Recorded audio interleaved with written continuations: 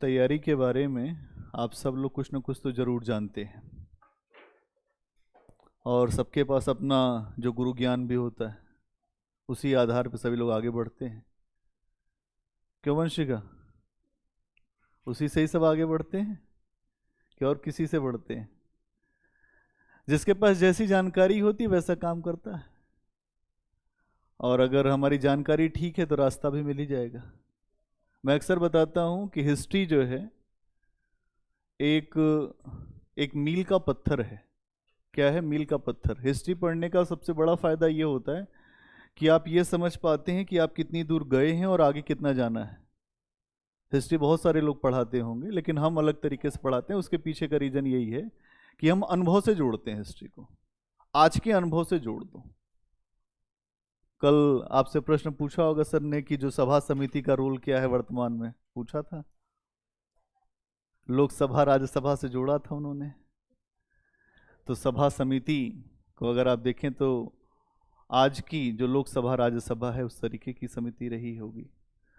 और हिस्ट्री को जब भी हम देखते हैं तो इस लिहाज से देखते हैं कि हिस्ट्री में बहुत सारी चीजें हैं, कई हिस्से हैं। कुछ लोग नए हैं, थोड़ा सा मैं कुछ बातें बताऊंगा, फिर हम अपने उस टॉपिक पे आ जाएंगे जहां पे हम हैं। हिस्ट्री को समझने के लिए सबसे बड़ी बात तो आपको यह समझना पड़ेगा कि आपका सिलेबस क्या कहता है। आपका सिलेबस कहता है कि पर्सनालिटी और जहां से बड़े परिवर्तन होते हैं वहां से प्रश्न आता है। अगर तुम्हें अपने सिलेबस की नॉलेज नहीं है तो तुम्हारी सफलता का होना बिल्कुल संदिग्ध है। आपको सफलता नहीं मिलेगी, वो डाउटफुल है अगर आप अपना सिलेबस भी आपको नहीं पता है तो। मैं दो चीज हमेशा कहता हूं, अगर आप उस पर काम करेंगे तो आपको सफलता मिलेगी। एक तो PYQ, जो प्रीवियस ईयर के क्वेश्चन। कोई टीचर, आप ये सोचें कि टीचर आपको भी देखना पड़ेगा। अगर आप डूब रहे हैं तो जब आप डूबने लगते हैं तो आपको वो, अगर अपनी जान बचानी है तो आपको प्रयास जरूर करना पड़ेगा। कभी किसी डूबते हुए को देखा है? तो वो भी पहले उसने जो तुमको खींचेगा, अगर तुम किसी डूबते हुए को जब जाओगे बचाने ना, तो वो तुमको नीचे खींच लेगा और वो तुम्हारे ऊपर चढ़ के अपने बच जाएगा। अगर आप जो सामान्य तैरने वाले हैं तो आप डूब जाएंगे। ऐसे ही होते हैं शिक्षक। अगर अच्छा शिक्षक है तो आपको ऊपर कर देगा, हल्का है तो वो खुद भी डूबेगा और आप भी डूब जाएंगे। हिस्ट्री क्या बताता है? हिस्ट्री हमें यह बताता है कि हम हिस्ट्री को पढ़िए, ज्योग्राफी पढ़िए। अगर आपने जो PYQ देखा, इसका मतलब है प्रीवियस ईयर क्वेश्चन। इसके अलावा अपना जो आपका सिलेबस है उस पर आपकी समझ होनी चाहिए। तो सिलेबस क्या है? आपके पूरे हिस्ट्री के सिलेबस में दो चीज बहुत ज्यादा महत्वपूर्ण है। एक तो व्यक्तित्व और दूसरा घटनाएं।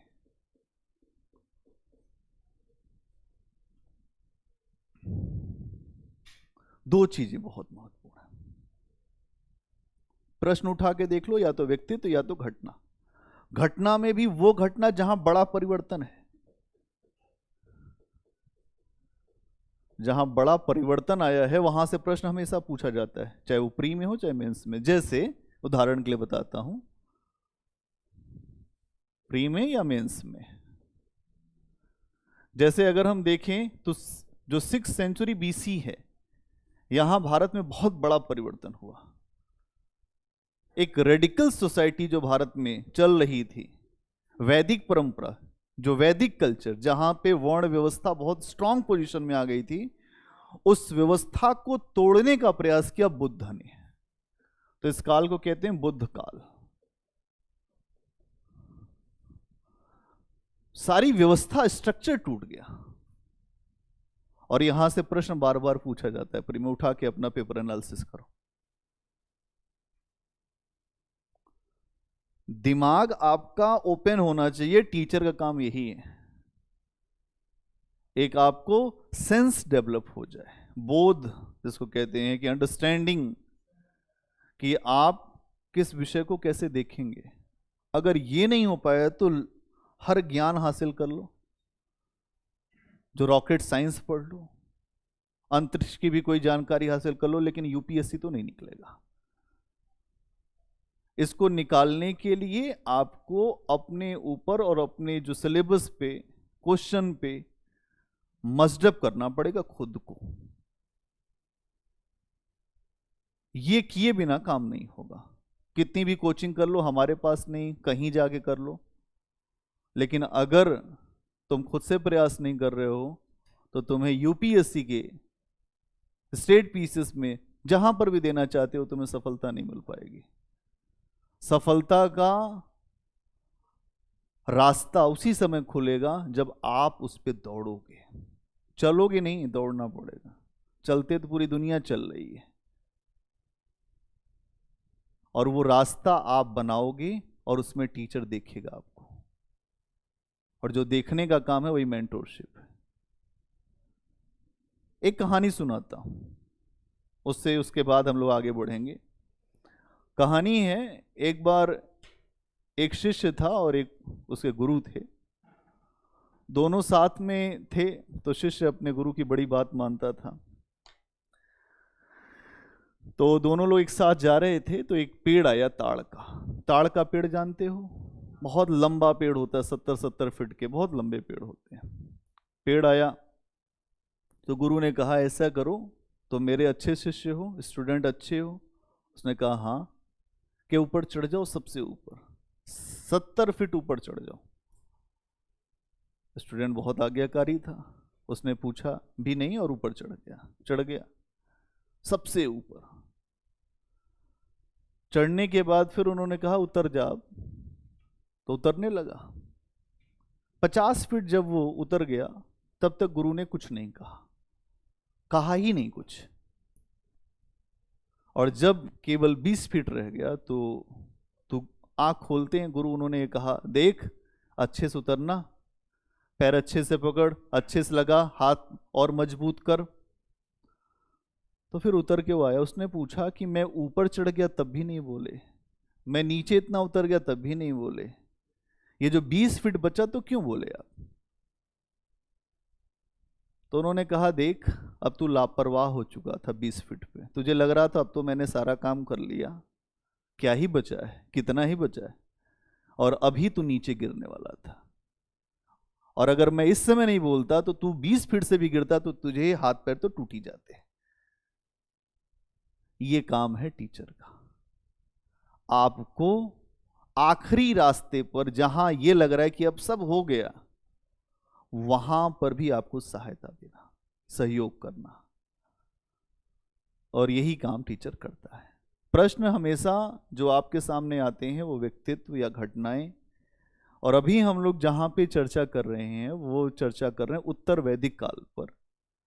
जो लोग आज हैं पहले, तो केवल समझ लो, कुछ करना है नहीं, समझना ही है। कोई पुस्तक पढ़ते हैं तब भी इसीलिए कि हमें समझ बने, और हम कुछ अगर उस पर कोई प्रश्न आए तो लिख सकें। उत्तर वैदिक काल को समझने के लिए सबसे पहले अगर आप देखेंगे,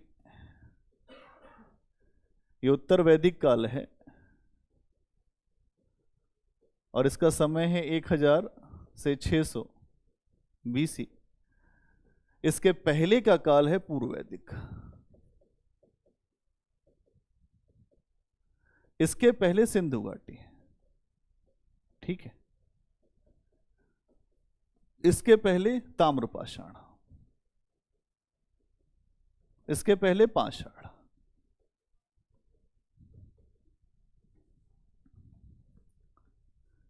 क्या दिख रहा है यहां?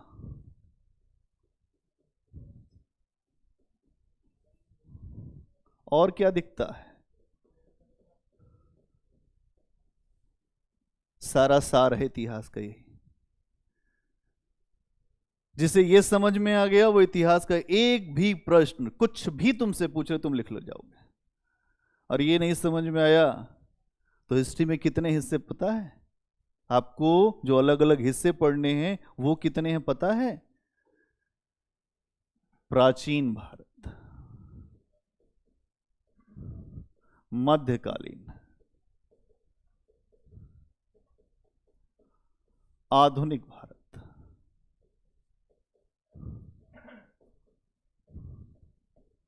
आजादी के बाद भारत,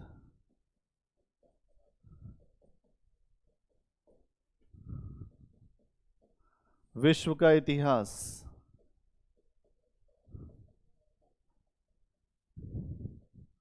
कला और संस्कृति। बिल्कुल, अभी हम ही पढ़ाएंगे तब पता चले तुम्हें। ये है वेटेज हिस्ट्री का पूरा। अब आप समझ पाएंगे हिस्ट्री क्या चीज है। लोग हल्के में लेते हैं हिस्ट्री को। हिस्ट्री पूरा एक पैकेज है जो आपका जो जनरल स्टडी का फर्स्ट पेपर है मेंस का, उसमें आप देखेंगे वो 250 नंबर का होता है। लगभग 100 नंबर से ऊपर का पेपर इसी से आता है। 100 नंबर से ऊपर का भी मतलब आधा पेपर हिस्ट्री का होता है।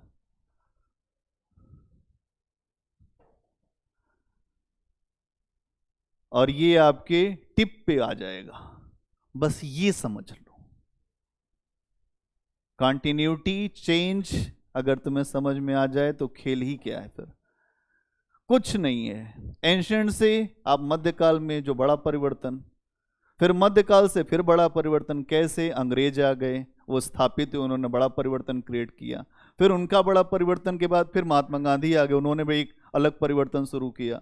फिर आज़ादी मिली, फिर उसके बाद एक नया परिवर्तन, फिर आज़ादी के बाद का भारत, फिर नई समस्याएं, फिर रियासतें, उनका विलय,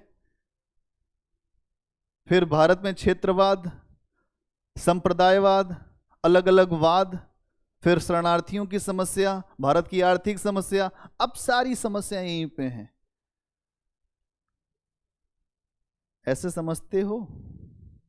अभी तुम लोग को मैं बहुत हल्का बताता हूं। जब मैं बड़ी क्लास में जाता हूं, और भी बड़ी क्लासेज हैं, वहां जब मैं बताता हूं तो सबका दिमाग खुल जाता है।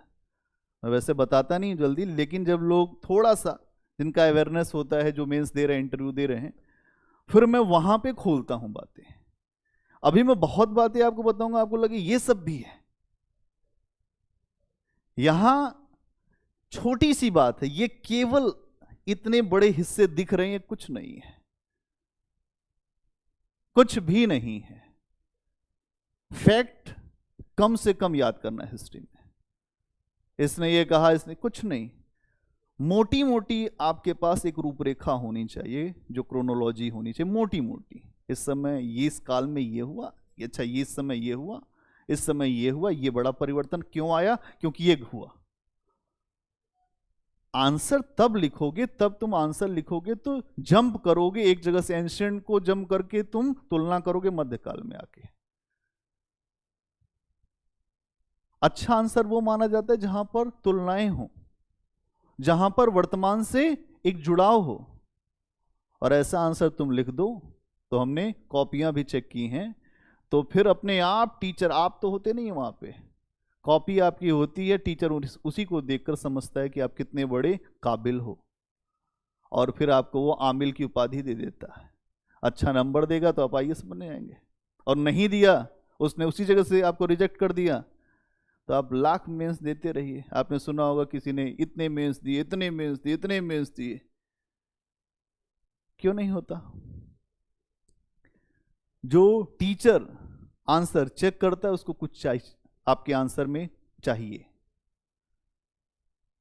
एक सामान्य सी बात ये है, इंट्रो होना चाहिए प्रॉपर, या इंट्रो नहीं भी है तो अलग तरीके से आपने जो पॉइंट्स में आपने बात रखी। फिर उसके बाद अगर आप कोई डायग्राम बना सकते, जो आपको अपना लगता है, क्रिएटिविटी, हर व्यक्ति का एक अलग विजन होता है। एक ही शिक्षक पढ़ाता है, लेकिन जो बच्चे अलग अलग तरीके से लिख के समझ के आते हैं। क्यों ऐसा होता है? क्यों ऐसा होता है? बोलो फटाफट।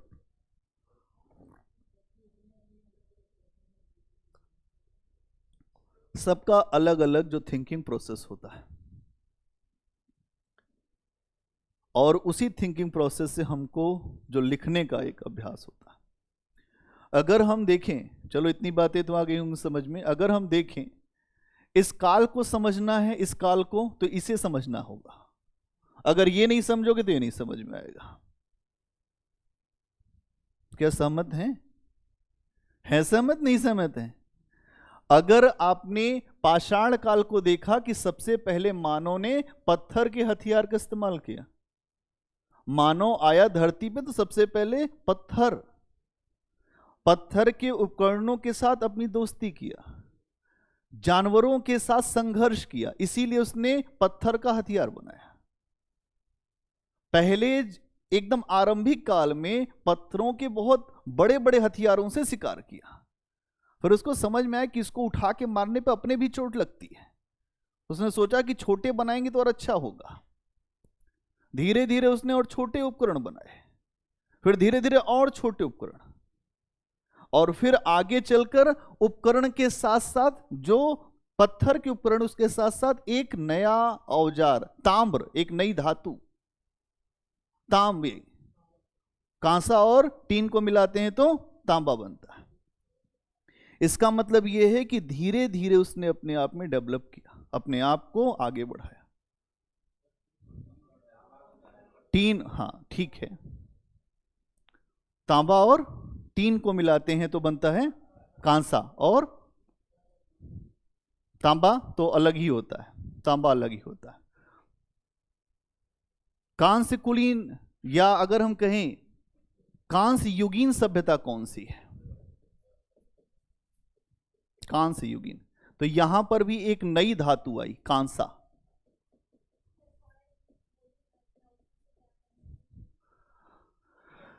Copper, copper, copper. कांसा को बोलते हैं ब्रोंज। हाँ, कॉपर। थोड़ा अंडरस्टैंडिंग, थोड़ी सी बातें समझ लोगी। अभी केवल मैं आपको कुछ अलग से नहीं बता रहा हूं, थोड़ा सा एक जो ब्रीफ कर रहे हैं, कुछ ऐसी चीजें होंगी तो उसको वहीं पे नोट करती चलो, बाद में उस पर चर्चा कर लेंगे, ठीक है? तो हमें यह देखना है कि कहां पर क्या जो बदलाव हुआ। तो यहां से ये बदलाव, यहां से ये बदलाव, एक नई धातु, और फिर यहां से अगर आप देखेंगे तो लोहे का प्रयोग, यहां से लोहे का प्रयोग हो गया, लोहा, आयरन। और जब लोहे का प्रयोग होगा तो उसके बाद धीरे धीरे आप देखेंगे कि कुछ नगर भी बनने शुरू होंगे, एग्रीकल्चर भी बड़े पैमाने पर होगा, क्योंकि लोहा एक सख्त धातु होती है। तो हम लोग एक पूरी बात समझ रहे हैं कि अगर कहीं पर भी कुछ भी देख रहे हैं तो एक नया बदलाव दिखाई दे रहा है, और ये नया बदलाव कुछ नए बड़े परिवर्तनों को लेकर आएगा, और इन्हीं परिवर्तनों पर हमें समझ बनानी है, तब हम प्रश्न लिख सकते हैं। नहीं तो प्रश्न हम लिख ही नहीं पाएंगे। प्रश्न क्या आता है कि सिंधु घाटी सभ्यता ने वर्तमान के नगरीकरण के लिए कैसे इनपुट दिया, यह प्रश्न आता है। इस प्रश्न को तुम चाहे जितना सिंधु घाटी पढ़ लो, तुम नहीं लिख सकते जब तक तुम्हें इंटरलिंक करने नहीं आएगा। और इंटरलिंक करना एक स्किल है, वो धीरे धीरे आती है, एक बार में नहीं आ जाएगी। आप पुस्तक पढ़ के नहीं सीख सकते, उसके लिए आपको अभ्यास करना पड़ेगा, और अभ्यास जब अच्छा होगा तब जाके आप चीजें कर पाएंगे। अब हम लोग उत्तर वैदिक काल पे थे, और उत्तर वैदिक काल में क्या चल रहा था?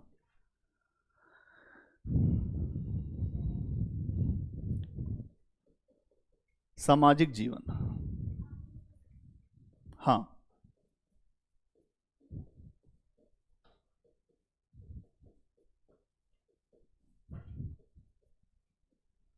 आर्यों का सामाजिक जीवन कैसा है? सामाजिक जीवन बताओ फटाफट।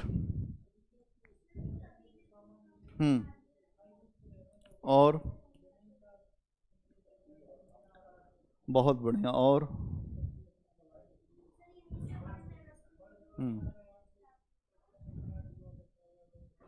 बहुत बढ़िया।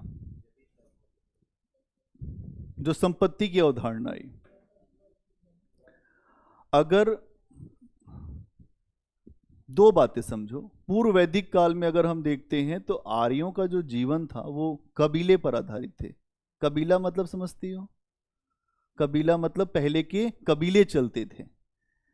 कबीले स्थायी नहीं रहते थे, एक स्थान से दूसरे स्थान, दूसरे स्थान से तीसरे स्थान। तो आर्यों का आरंभिक जीवन जो था पूर्व वैदिक काल में वो अभी स्थायी नहीं था। इसीलिए अगर कोई व्यक्ति स्थायी नहीं रहेगा तो वहां पर जो संपत्ति की कोई अवधारणा नहीं आएगी, क्योंकि वो आगे बढ़ता जाएगा। जब वो किसी स्थान विशेष पर रुकेगा तो संपत्ति की अवधारणा आ जाएगी। फिर वहां पे वो कहेगा ये जमीन मेरी है, यहाँ की फसल मेरी है, ये लोग मेरे हैं। और उसके बाद यहां आप उत्तर वैदिक काल में देखेंगे कि जो स्ट्रक्चर समाज का आता है वो चेंज हो जाता है। पूर्व वैदिक काल में कोई भी अभी एक व्यवस्था नहीं है, एक जो सिस्टम नहीं है, समाज समता मूलक है। ये जरूर हो गया है कि कुछ लोग अलग काम करते हैं, कुछ अलग काम करते हैं, कुछ अलग काम करते हैं। जैसे एक व्यक्ति है जो पुरोहित है, एक व्यक्ति है जो योद्धा है, एक व्यक्ति कौन है व्यापारी है, एक व्यक्ति कौन है वार्ता है, जिसमें एग्रीकल्चर करने वाले जो शिल्पी सब है। ये सब हैं तो, लेकिन अभी कोई स्ट्रक्चर नहीं है। लेकिन उत्तर वैदिक काल में आप देखेंगे स्ट्रक्चर आता है और ये कहा गया कि आपको जो आपका वर्ण है उसी के अनुरूप आपका काम होगा। समाज में एक तरह का तनाव पैदा हुआ। तनाव किस बात का? कि भाई हम क्षत्रिय हैं, हम योद्धा हैं। तनाव किस बात का? हम पुरोहित हैं, हमारे पास अधिकार होने चाहिए। इस दुनिया में सबसे बड़ा संघर्ष किस बात का है? अधिकारों का। किस बात का संघर्ष है? अधिकार का। जो महिला पुरुष लड़ते हैं क्यों? अधिकार के लिए। भाई भाई क्यों लड़ते हैं? अधिकार के लिए। एक देश जो दूसरे देश से क्यों लड़ता है? अधिकार के लिए, वर्चस्व के लिए। सारा संघर्ष दुनिया में अधिकार के लिए। यहां पर स्ट्रक्चर कैसा है? स्ट्रक्चर कैसा है बताओ फटाफट। तो सबसे ऊपर कौन है? पुरोहित। फिर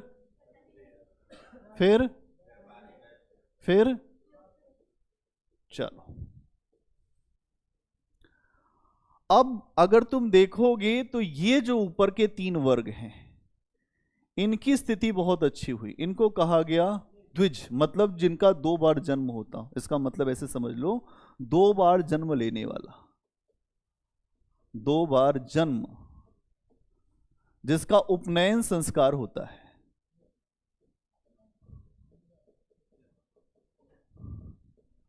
अगर जो इंग्लिश के भी होंगे उनको भी समझ में आ जाएगा, अगर आप समझने का प्रयास करोगे, अपने दिमाग को मैसेज दो तो समझ में आएगा कि 2 बार जन्म। तो मतलब ये जो ऊपर के लोग हैं इनके लिए विशेष अधिकार की बात है। ये जो व्यक्ति है, ये जो सबसे निचले पायदान पे हैं, इनको अधिकारों से विहीन कर दिया गया।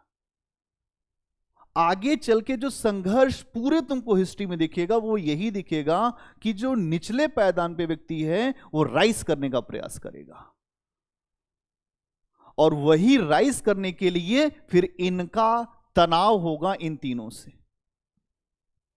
आज आप देखो जाति व्यवस्था, यही तो दिखेगा। इंटरलिंक करके जब सोचोगे तब तुमको समझ में आएगी बात, और अगर नहीं सोच पाए तो फिर तुम्हें कुछ नहीं समझ में आएगा। तनाव इस बात का है कि ये जो स्थिति है ये इनकी निर्मित की गई है। शूद्र कोई नहीं था। आपने पूर्व वैदिक काल में देखा, एक व्यक्ति कहता है मैं कवि हूं, मेरी माता आटा चक्की चलाती है, और मेरे पिता वैद्य हैं, और मेरे घर में हम सब एक ही साथ रहते हैं, ऐसा ऐसा होता है। ठीक है, तो क्या दिक्कत थी? फिर आगे क्यों ऐसा कर दिया?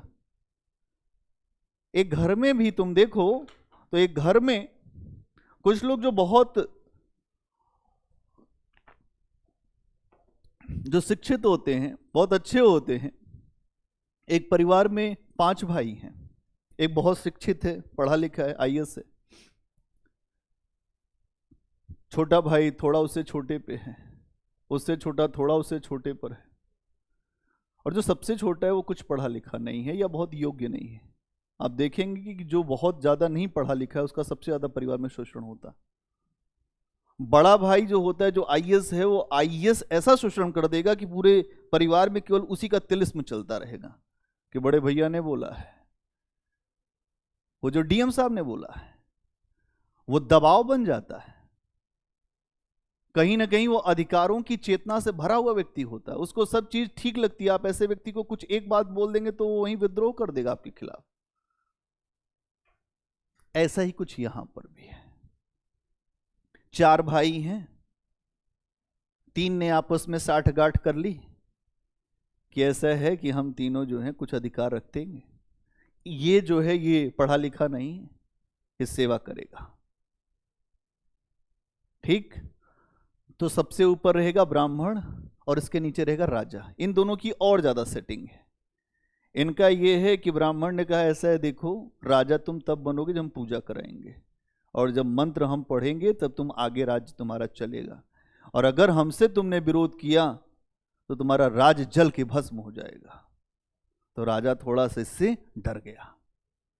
तो राजा से इसने कहा ऐसा है, मेरा सम्मान सबसे पहले करो, कुर्सी मेरी तुमसे ऊपर रहेगी। इसीलिए पुरोहित स्ट्रक्चर जो है, इन्होंने अपने आप को सबसे ज्यादा सुप्रीम बताया कि हम सबसे सुप्रीम हैं, क्योंकि हम गॉड से जुड़े हुए हैं। और यही सेम चीज तुम्हें ईसाई पादरियों के यहां दिखाई देगी, यही सेम चीज तुमको मुस्लिम जो धर्मगुरुओं के यहां दिखाई देगी, यही सेम चीज तुमको अलग अलग धर्मों में भी दिखाई देगी। वो कहते हैं हम जानते हैं भगवान क्या होता है। कॉपीराइट है क्या भगवान की, आप बताओगे? समस्या इस बात की है। तो यहां पर भी यही हुआ, एक स्ट्रक्चर क्रिएट हुआ, स्ट्रक्चर को फिर एक फ्रेम किया गया कि नहीं आपको यह करना है। और आगे चलकर इसी के बाद, क्योंकि 1000 से लेकर 600 तक का काल उत्तर वैदिक का है, 600 तक आते आते बुद्ध जैसे महान संत का उदय हुआ जिन्होंने इस स्ट्रक्चर को नकार दिया। कहा आप नहीं सर्वोच्च हो। वो क्षत्रिय थे, उन्होंने कहा कि सबसे ऊपर अगर ऐसे ही मानना है तो क्षत्रिय ने, हम तो क्षत्रिय हैं। हमने लेकिन इस बात को माना ही नहीं। हम कहते हैं कि सब बराबर इक्वल हैं, समतामूलक समाज। इसीलिए जब डॉक्टर अंबेडकर हिंदू धर्म को छोड़कर गए तो वो बौद्ध धर्म में चले गए। उनको समझ में आया कि भगवान बुद्ध की विचारधारा ज्यादा लिबरल है, ज्यादा सबको वो लेके चलने वाले हैं। ऐसे देखो तो वो खुद क्षत्रिय थे, लेकिन उन्होंने उस व्यवस्था का पालन नहीं किया, उसको मान्यता नहीं प्रदान किया। तो उत्तर वैदिक काल का जो समाज है, उस समाज में आपको एक सिस्टम ये दिखाई देगा कि जो ऊपर के 3 वर्ग हैं उनकी विशेष स्थिति है, उनके लिए विशेष प्रावधान है, लेकिन जो नीचे का वर्ग है शूद्र, और उसके बाद एक वर्ग जिसके ऊपर ध्यान नहीं गया वो है महिला। शूद्र और महिला की स्थिति एक ही बराबर है। इनके लिए उपनयन का कोई संस्कार नहीं, इनके लिए कोई नियम कानून नहीं। जो महिलाओं की स्थिति बड़ी खराब, समाज में महिलाओं का स्थान अब धीरे धीरे खराब हो रहा है, लेकिन पूर्व वैदिक काल में क्या ऐसा था? नहीं था। अचानक ऐसा क्या हो गया? जब पितृसत्तात्मक समाज होगा तो वो हावी होने का प्रयास करेगा महिलाओं के ऊपर कि तुम घर में रहोगी, तुम्हें ये करना पड़ेगा, तुम ऐसे करोगी, तुम ऐसे चलोगी, तुम ये नहीं कर सकती। फिर उस समय अगर एजुकेशन होती तो महिलाएं विरोध करती, जैसा पूर्व वैदिक काल में हुआ था। एजुकेशन थी तो ऋग्वेद के बहुत सारे मंत्रों को रच दिया। बाद में आप देखेंगे धीरे धीरे एजुकेशन ही खत्म कर दी गई कि जो महिला है उसकी आयु, बहुत कम आयु में उसका जो विवाह कर दो लड़की का, पढ़ेगी ही नहीं। पढ़ेगी नहीं तो केवल एक ही काम करेगी, घर का। तो घर का काम करेगी तो सबके लिए सुविधा रहेगी, बेटा एक गिलास पानी, एक कप चाय। समाज बनाया जाता है, होता कुछ नहीं है। स्ट्रक्चर हम बनाते हैं और बाद में कुछ लोग उसके लिए एक नियम की पुस्तक लिख देते हैं कि तुम्हें ऐसे करना है, तुम्हें ये नहीं करना है। कहां लिखा, कहां है ये हमने लिखा है। ये चीज भी यही है। क्या समझ में आ रही बात मैं क्या बता रहा हूं? तो यहां पर भी यही हुआ कि शूद्र प्लस महिला दोनों की स्थितियां खराब हैं और दोनों के अधिकार अब छिन रहे हैं। पहले ऐसा नहीं था। उत्तर वैदिक काल में यह बड़ा बदलाव दिखाई दिया। और क्या दिखाई देता है? यहां पर अस्पृश्यता अभी नहीं दिखती। अस्पृश्यता मतलब अनटचेबिलिटी, छुआछूत। छुआछूत बहुत खतरनाक चीज है। अगर तुम लोगों ने देखी है कि नहीं देखी है, हमने देखी है छुआछूत होती क्या है और किस तरीके से होती है, अलग अलग तरीके हैं उसके। आप कभी जाएंगे गांव में तो आप देखेंगे, अब तो शायद नहीं होता होगा, पहले बहुत होता था कि अगर कोई जो व्यवस्था में शूद्र है तो वो आता है खाना मांगने के लिए, या कोई काम करता है, काम आप सारा कराएंगे उससे, घर का, खेत में हल भी चलवा लेंगे, झाड़ू भी लगवा लेंगे, पोछा भी लगवा लेंगे, हर काम करेंगे, ध्यान समझना मेरी बात, उससे जो सब्जी भी कटवा लेंगे, है ना। लेकिन जब खाना देने की बात आएगी तो आप ऊपर से खाना उसको देंगे। ये क्या मैटर है? हर काम तो तुम ऐसे करा रहे हो, अनाज भी उसी का छुआ खाते हो, खाते हो कि नहीं खाते हो? फिर ये क्या चक्कर है कि एक ऐसी मानसिकता बनाई है कि ये लोग छोटे लोग हैं, और जो छोटे लोगों की मानसिकता बनाई उससे फिर क्या होता है कि इनके साथ खाना नहीं खाना है, बड़े लोगों के साथ खाना, हम अपने खाएंगे। और फिर उनके दिमाग में भी यही बात भर दी जाती है कि ऐसा है कि तुम यही हो, तुम्हें यही करना है। पढ़े लिखे तो होते ही नहीं, पढ़े लिखे होते नहीं तो बहुत ज़्यादा बुद्धि चलाते नहीं, पढ़े लिखे होते आपकी तरह वो भी क्लास में आते तो मैं उनको शिक्षित कर देता। लेकिन जब शिक्षित नहीं होगा व्यक्ति तो अधिकार समझ नहीं पाएगा। इसीलिए डॉक्टर अंबेडकर ने कहा कि शिक्षा बहुत बड़ा हथियार है, वेपन है। हाँ, शिक्षा शेरनी का दूध है, जो पिएगा वही दहाड़ेगा, सुना है तुमने बहुत। तो डॉक्टर अंबेडकर का ये बड़ा अच्छा स्टेटमेंट है कि शिक्षा अगर आपके पास हो, किसी भी वर्ग में पैदा हुए हो, किसी भी धर्म में पैदा हुए हो, किसी भी जाति में पैदा हुए हो, तुम्हें कोई नकार ही नहीं सकता। और तुम्हारे पास शिक्षा नहीं है आज के समय में तो तुम चाहे ऊपर हो चाहे नीचे हो, कोई पूछेगा नहीं। कहीं तुम नाचते हो, किसी भी धर्म के हो, पूछ उसी की होगी। एक सोसाइटी में अगर आईएएस बन जाओगे तो क्या होगा, एक सोसाइटी है, उस सोसाइटी में आपके न तो जो धर्म की पूछ होती है, ना आपके कोई जो वर्ण की पूछ होती है, वहां पूछ होती है कि आप अफसर हैं, कहाँ के हैं, बस इतनी पूछ होती है, इसकी पूछ होती है। तो यहां ये चीज आपको दिखाई देगी। अगर हम लोग बात करें महिलाओं की स्थिति की, तो इस काल में महिलाओं की स्थिति खराब होने लगी। एक दो लाइन लिखते भी चलो तब थोड़ा सा, क्योंकि ऐसे हम बोलते जाएंगे तो फिर होगा क्या, आपके दिमाग से चीजें भी निकल जाएंगी। क्या लिखा था कल?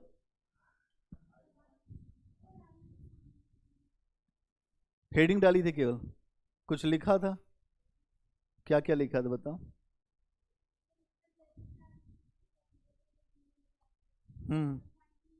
हाँ ठीक है, आखिरी पॉइंट। हम्म हम्म अच्छा ठीक है, अगला पॉइंट बनाओ। ऊपर के ऊपर के तीन वर्णों को उपनयन संस्कार करने का अधिकार दिया गया। ऊपर के तीन वर्णों को उपनयन संस्कार करने का अधिकार दिया गया। ऊपर के तीन वर्णों को उपनयन संस्कार करने का अधिकार दिया गया।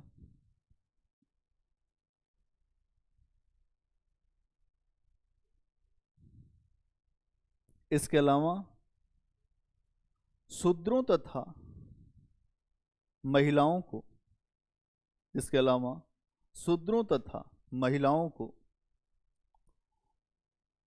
उपनयन संस्कार से वंचित कर दिया गया। शूद्रों तथा महिलाओं को उपनयन संस्कार से वंचित कर दिया गया। वंचित कर दिया गया। देखिए, इसीलिए बहुत सारे विद्वान, एक मिनट रुकेंगे, इसीलिए बहुत सारे विद्वान ये कहते हैं कि जो जो लड़कियां हैं और जो गाय है वो एक ही बराबर है। बहुत जगह आता है कि जैसे एक गाय है, बहुत अच्छी है, कहीं उसको दे दो तो वो उसी की हो जाती। वैसे ही लड़कियों के साथ भी है। लोग कहते हैं कि लड़कियों को हमारे यहाँ रहना ही नहीं है इसको। ये कॉन्सेप्ट बहुत खतरनाक है। इससे लड़कियों के पास कभी भी सिक्योरिटी नहीं रहती है, अनसिक्योर मामला रहता है। आप देखेंगे कि यहां पर ऋग्वेद में अक्सर ये चर्चा आती है कि जब जन्म होता है लड़कियों को तो उनको अपने पिता के संरक्षण में रहना चाहिए, फिर अपने पति के संरक्षण में रहना चाहिए, फिर अपने पुत्र के संरक्षण में रहना चाहिए, फिर उसके बाद जिंदगी पार हो गई। हाँ, ये खतरनाक है ना। पैट्रियाटिक सोसाइटी यही तो है कि आप निर्भर रहिए, हमसे अलग मत होइए। और जैसे ही आजादी के बाद लड़कियों ने एजुकेशन पाई, उन्होंने कहा ऐसा है, ये सब जो है कोरी कल्पना हमें नहीं माननी है। तो वहीं पे क्लासेस शुरू हुए पावर के, और उसके बाद डिवोर्स बढ़े, तलाक खूब हुए। अब देखेंगे आप, खूब तलाक होते। क्यों ऐसा? हाँ ठीक, बहुत अच्छा। और कोई? बिल्कुल सही, इसीलिए तो तुम पढ़ने आई हो। और इसीलिए तो हम पढ़ने आए हैं भाई। देखो बात ये भी है ना कि हम क्यों एजुकेशन ले रहे हैं। अगर एजुकेशन है तो हम क्यों घर में बैठे? सीधी बात तो ये है। हमारी भी यही फिलॉसफी, बिल्कुल सही। और बताओ, हम खुद भी यही मानते हैं कि अगर शिक्षा है तो हम अपनी बात क्यों ना रखें और अपने लिए आगे बढ़ने के आधार क्यों ना बनाएं। आप देखेंगे कि आप अधिकारी होने के बाद भी पैट्रियाटिक सोसाइटी में जब आप जाएंगे अधिकारी बन के, और जब आप किसी पुरुष को डांटेंगी तो उसको बहुत बुरा लगेगा। उसको ये लगेगा ये कैसे कर रही है, क्योंकि उसने अपने परिवार में भी ये सब नहीं किया ना। अगर यही होता कि मात्र सत्तात्मक समाज होता, जो महिलाओं की भूमिका जैसा आपको नॉर्थ ईस्ट में दिखता है, वहां पर जो महिलाएं मुखिया होती, आप जाएंगे नॉर्थ ईस्ट में, पूर्व उत्तर में, असम में, उधर तो जो महिलाओं की स्थिति काफी अच्छी है। क्यों? क्योंकि वहां की सोसाइटी में उसको अडॉप्ट किया गया है। हमारे यहां इधर की सोसाइटी में सारी चीजें नहीं है। इसी को बदलना है तो गुस्से से नहीं बदलना है, प्रेम से बदलना है, सहयोग से बदलना है। पुरुष कोई ऐसा नहीं है कि वो दुश्मन है महिलाओं का। कुछ अच्छे पुरुष हुए हैं, इसीलिए महिलाओं के ये जो प्रश्न उठाए गए हैं। ईश्वरचंद विद्यासागर पे जब हम कभी आएंगे तो आपको पता चलेगा, ईश्वरचंद विद्यासागर ने सबसे पहले जो महिलाओं के एजुकेशन की बात किया, जो मॉडर्न एरा में, कि उनको एजुकेशन देना चाहिए, हम क्यों नहीं दे रहे हैं। तो ये नहीं है, लेकिन कुछ ऐसे लोग हैं जिनकी सोच रेडिकल है, उस सोच को दबाना पड़ेगा, और वो धीरे धीरे, अचानक कुछ नहीं होगा। क्यों? अचानक जब भी हम कुछ करेंगे तो उससे बहुत ज्यादा विरोध हो जाएगा।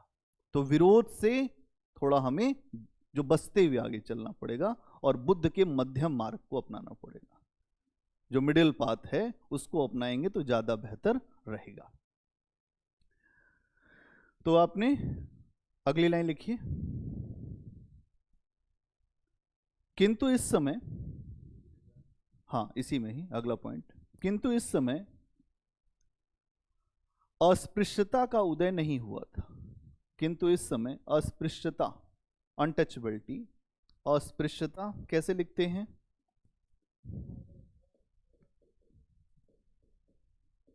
अस्पृश्यता, इसको कहते हैं, ऐसे समझो, छुआ छूत। बड़ा खेल होता है छुआ छूत पे। छुआ छूत में हम उन्होंने छू दिया, हम नहीं पानी पिएंगे। जा रहे हैं, हाथ लग गया, अब हमको फिर से नहाना पड़ेगा। ये छुआ छूत, अनटचेबिलिटी। कुछ लोग, भारत में धर्म इसीलिए विनाश हो गया, यहां पे इस्लाम का आगमन भी इसीलिए हुआ। इस्लाम भारत में इतनी बड़ी आबादी में, ये जो लोग हैं ये सब आपके लोग हैं, आपको पता है। 10,000 केवल मुसलमान भारत में आए थे, बाकी जितने मुसलमान हैं सब हिंदू हैं यहाँ के। हिस्ट्री बताती है कैसे हुआ ये। एक एग्जाम्पल बताता हूं जिससे समझ जाओगे।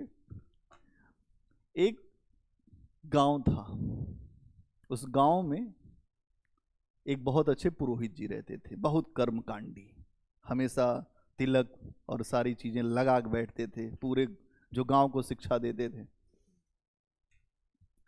तो जो मौलवी थे, मुस्लिम मौलवी, उन्होंने इस बात की उनको जानकारी थी कि उस गांव में बहुत ज़्यादा कर्मकांड है और कुछ ऐसा किया जाए कि पूरे गांव को ही इस्लामिक बना दिया जाए, इस्लाम स्वीकार करने लोग। तो कहें इसका तरीका क्या हो सकता है?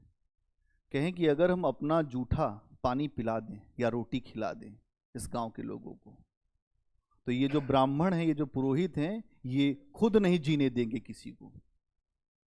तो कुछ ऐसा उपाय करें कि इन्हीं के सामने ये सब किया जाए।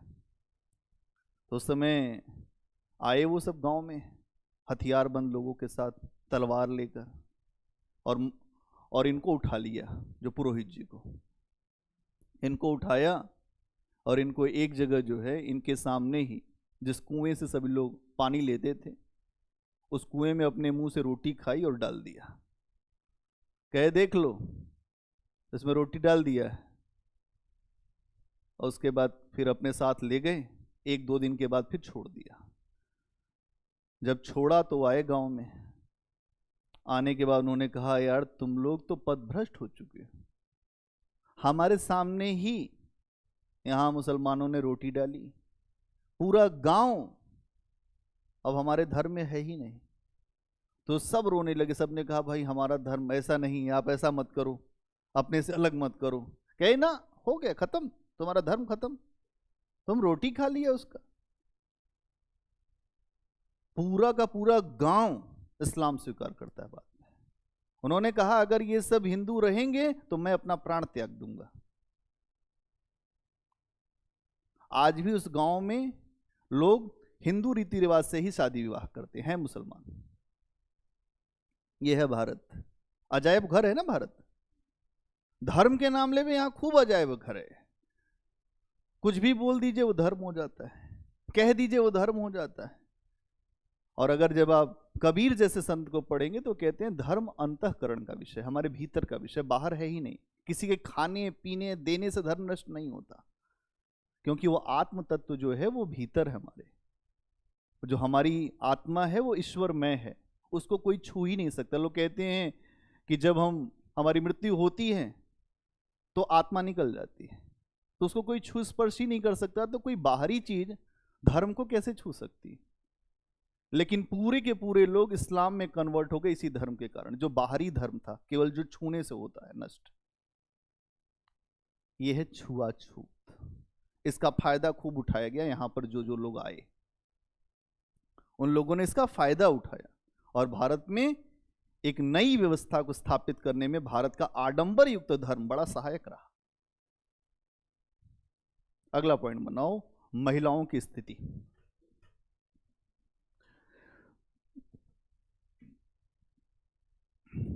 महिलाओं की स्थिति इसमें लिखो, उत्तर वैदिक काल में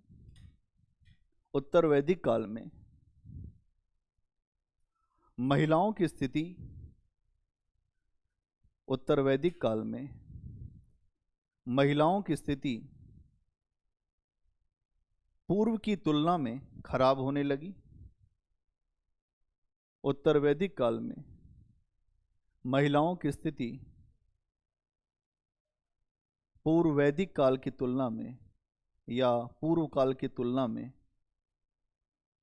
खराब होने लगी। सभा और समिति में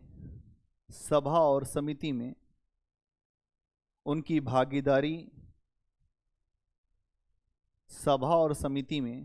भागीदारी कम दिखाई देने लगी।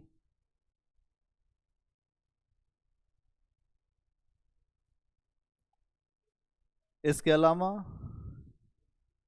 लड़कियों का विवाह कम आयु में किया जाने लगा। इसके अलावा लड़कियों का विवाह कम आयु में किया जाने लगा।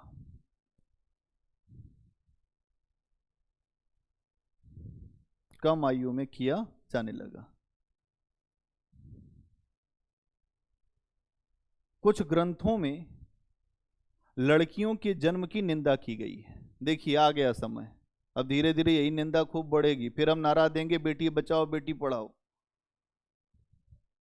कुछ ग्रंथों में लड़कियों के जन्म की निंदा की गई है, तो वहीं लिख दो ऐतरेय ब्राह्मण, ऐतरेय ब्राह्मण। हाँ, लड़कियों के जन्म की निंदा की गई है ऐतरेय ब्राह्मण में। जो ब्राह्मण ग्रंथ मैंने पहले बताया था कि कर्मकांड संबंधित है,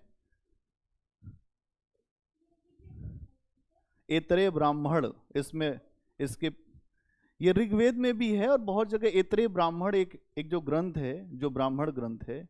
तो ब्राह्मण ग्रंथ से पहले अगर हम देखते हैं तो वैदिक काल में, अब इन लोगों की कॉपी देख लेना पीछे की, तो इसमें जो वैदिक काल के जो दो हिस्से हैं, पूर्व और उत्तर वैदिक, तो पूर्व वैदिक में अगर हम देखते हैं तो ऋग्वेद से बहुत ज़्यादा हमारे पास स्रोत आते हैं, ठीक है। और यहाँ पर हम देखते हैं तो हमारे पास अथर्ववेद, बहुत सारे वेद हैं, अथर्ववेद, सामवेद, फिर यजुर्वेद, ठीक है। नहीं बेटा अभी हम आगे आएंगे, अभी कुछ नहीं वो सब, ठीक है। अथर्ववेद, सामवेद, यजुर्वेद, आरण्यक, उसके बाद जो ब्राह्मण ग्रंथ, ब्राह्मण ग्रंथ, फिर उपनिषद ग्रंथ। ये ब्राह्मण ग्रंथ ऐसे ग्रंथ होते हैं जहां पर इस काल के जो वैदिक परंपराएं थी उनके कर्मकांडों की चर्चा मिलती है। इसमें भी अलग अलग ग्रंथ हैं ब्राह्मण ग्रंथों में, और एक ब्राह्मण ग्रंथ है ऐतरेय ब्राह्मण, जिसमें यह चर्चा मिलती है कि लड़कियों का जन्म खराब है, लड़कियों का जन्म बेहतर नहीं है, उनके जन्म की निंदा की गई है। और ये जो निंदा धीरे धीरे ये हो गई, बहुत ज़्यादा बढ़ती चली गई हमारे समाज में। आप देखेंगे उसके बाद 9-9 साल की लड़कियों की जो शादी होने लगी, 4 साल की उसके बाद फिर करने लगे, 4 साल 5 साल की लड़कियों की शादी होने लगी। अब आप सोचिए कि लड़की सो के उठी उसकी शादी हो गई। मैं आऊँगा जब उस पर तो आपको मैं बताऊँगा, स्थितियाँ ऐसी हैं। आज आप सोचिए अगर आज का समय ऐसा हो, पता ही नहीं चला कि हमारी शादी हो गई, और उसके बाद फिर आगे की घटना क्या हुई, पति की मृत्यु हो गई, 8-9 साल में विधवा हो गई, कुछ पता ही नहीं चल रहा है कि हुआ क्या। तो विधवा विवाह बाद में आता है, लेकिन जो विधवाओं की स्थिति थी वो हमारे समाज के द्वारा ही निर्मित की गई।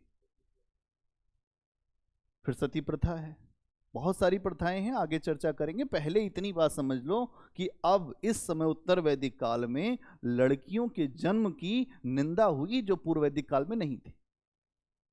और यही जब हम और पीछे जाते हैं तो सिंधु घाटी सभ्यता में मात्र सत्तात्मक समाज दिखता है जहां पर लड़कियों का सम्मान है।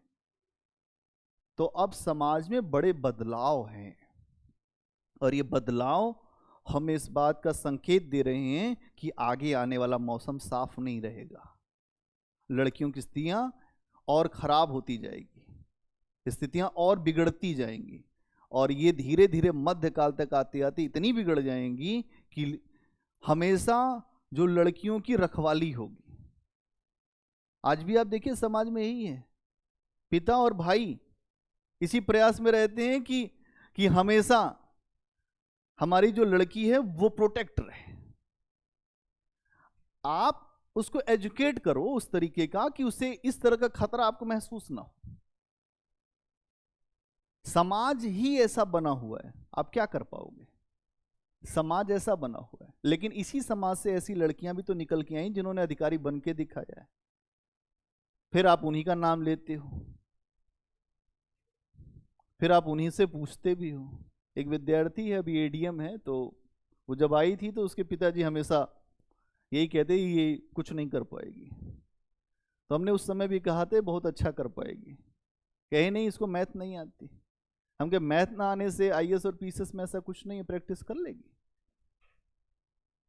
फिर जब एसडीएम हुई तो अपने परिवार में, और वो किसी से वो पूछते ही नहीं कुछ, अब वो बताती है कि हर चीज़ हम ही से पूछ के करते हैं, हमसे अगर न पूछे तो उनका एक काम नहीं होता।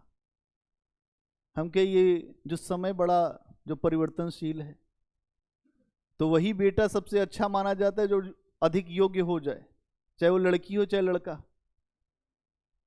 समय यही है, आप अपने आप को सिद्ध कर दीजिए, आपको और कोई प्रमाण पत्र की जरूरत नहीं।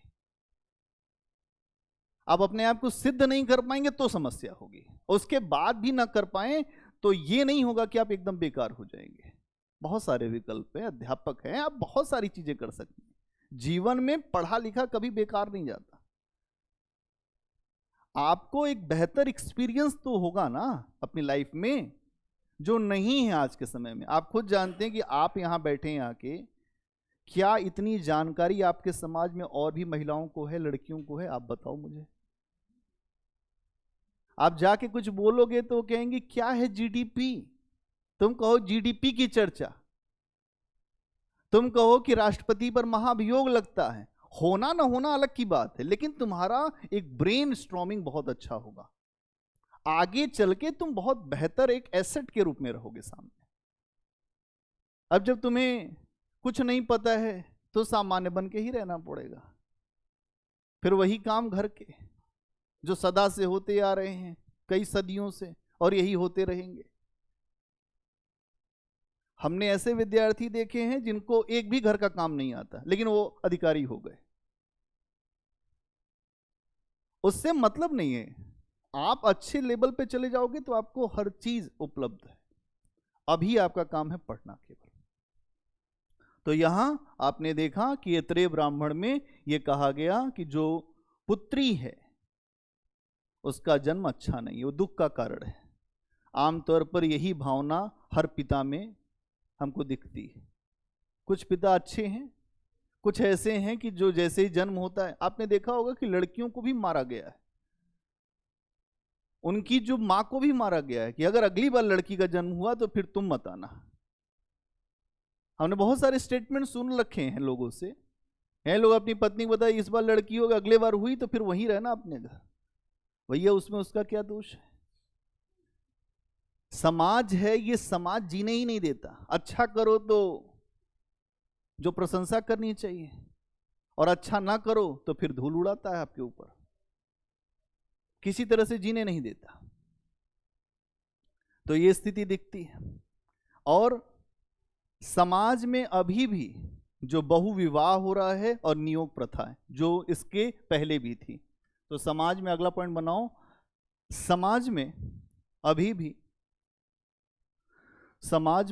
भी बहुविवाह, एक से ज्यादा विवाह, समाज में अभी भी बहुविवाह और नियोग प्रथा दिखाई देती है। समाज में अभी भी बहुविवाह और नियोग प्रथा दिखाई देती है। क्या होती है नियोग प्रथा? कौन बताएगा पीछे से? प्रीति बताओ, नियोग प्रथा क्या होती है?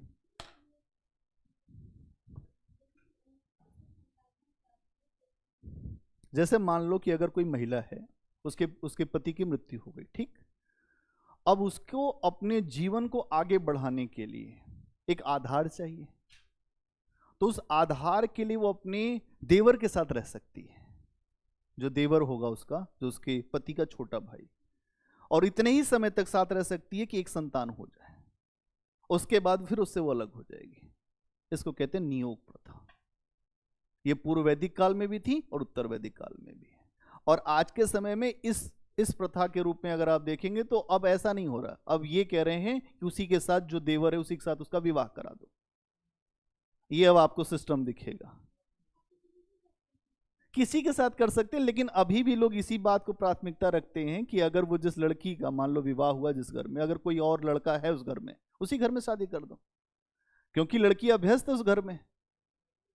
तो प्रयास करते हैं कि अगर भाई 1-2 साल 3 साल जो छोटा भाई है कोई, उसी के साथ कर दो, अगर वो तैयार हो तो। अगर नहीं तैयार है तो फिर और विकल्प है, लेकिन पहला विकल्प इसी बात को रखा जाता है।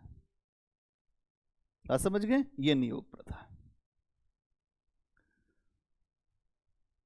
अगला पॉइंट बनाओ। इस समय हमें गोत्र की भी चर्चा मिलती है। इस समय हमें गोत्र की भी चर्चा मिलती है। कहां पर मिलती है? अथर्ववेद में। कहां पर मिलती है? अथर्ववेद में। इस समय हमें गोत्र की भी चर्चा मिलती है। कहां पे? अथर्ववेद। ये क्या होता है गोत्र?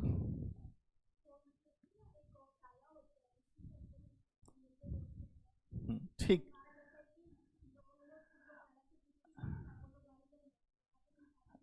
हाँ हाँ ठीक, अच्छा है, बिल्कुल सही बताया। इस पे खूब हत्याएं हुई। हरियाणा में आप जाएंगे, राजस्थान हरियाणा में एक गोत्र हो गई, वो विवाह ही नहीं हो सकता। और अगर आपने गलती से विवाह कर दिया तो लड़की और लड़के दोनों को टांग देते हैं। ये जो गोत्र की अवधारणा है वो यहीं से आती है। आज भी आप लोग देखते होंगे कि एक जाति की तो बात ही छोड़िए, एक ही जाति के हैं लेकिन आपका गोत्र अलग है। लोग कहते हैं कि हमारा भरद्वाज गोत्र है और तुम्हारा, तो फिर उधर से कहते हैं हमारा जो सांडिल्य गोत्र है, फिर कोई कहता है कि हमारा जो वैयाकृत गोत्र है। अलग अलग गोत्र हैं। अब उसमें लोग अपने अपने जो गोत्र के नाम पर उलझे रहते हैं। अब एक गोत्र हो गया तो आप हो गए भाई बहन सगोत्र, फिर भाई बहन हो गए, लेकिन जब प्रेम हुआ था तो उस समय तो ये बात सोची नहीं गई थी। अब मामला आगे बढ़ चुका है, अब विवाह की बात है, तो लोग जो खाप पंचायत लगती है हरियाणा में, खाप पंचायत अलग से फैसला करती है। वो हाई कोर्ट और जितने कोर्ट हैं उनसे अलग फैसला करती है। जो गांव में बैठते हैं पंच, पंच करते हैं फैसला और फिर कहते हैं ले आओ गधा और उसी पे इस लड़के को बिठा दो। ये सारी व्यवस्थाएं जो आपको दिखी हैं वो व्यवस्था यहीं से निकल रही। गोत्र बड़ा खतरनाक कॉन्सेप्ट है, जाति से भी ज्यादा खतरनाक है। एक जाति, अब आप सोचिए कि वो तो ठीक है, यहां पे एक जाति है उसके बाद भी नहीं हो सकता, लेकिन अब ये भी टूट रहा है। अब लोग एक काम करते हैं कि हरियाणा ही छोड़ दो, या मतलब जहां हो रहा है वहां ही छोड़ दो, ऐसे जगह चलो जहां पर ये सब चीजें ना हो पाए। तो दिल्ली ज्यादा बेहतर है, तो यहां पे ज्यादा ये सब चीजें आपको दिखेंगी। कहने का मतलब ये है कि ये जो परंपराएं, ये जो सिस्टम, ये जो कुछ भी दिखता है, इसके पीछे का आधार आपको पीछे से ही मिलेगा। आज का ऐसा कुछ नहीं है कि आज डेवलप कर लिया आपने, आज तो नए नए कॉन्सेप्ट आ गए हैं। आज के समय में तो लोग हर व्यक्ति को इतना समझना चाह रहे हैं कि बाद में समझते समझते ही अलग हो जाते हैं। नहीं, ये सब भी कॉन्सेप्ट है, आगे चर्चा करेंगे, इस पे भी बताएंगे आपको। देखो, पढ़ते समय आप लोग इस अवस्था में हैं कि बहुत सारे विषयों को समझ सकते हैं, और अगर आज नहीं समझेंगे तो आगे आप किसी को समझा भी नहीं पाएंगे, उलझ भी सकते हैं कहीं ना कहीं। इसलिए जो कुछ भी संभव होगा, जहां तक जितनी मर्यादा में रहेगी, वो सारी बातें जरूर समझने का प्रयास करेंगे। इसके अलावा इस समय आश्रम व्यवस्था दिखती है। अगला पॉइंट बनाओ, आश्रम व्यवस्था। आश्रम व्यवस्था,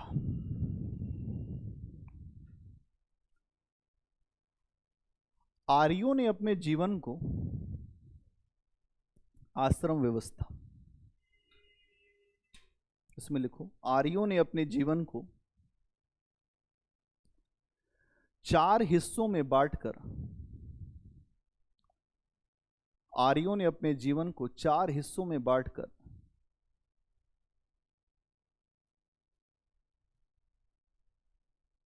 4 हिस्सों में बांटकर 4 आश्रम की संकल्पना रखी। 4 आश्रम की संकल्पना रखी। 4 आश्रम की संकल्पना रखी। पहला आश्रम ब्रह्मचर्य,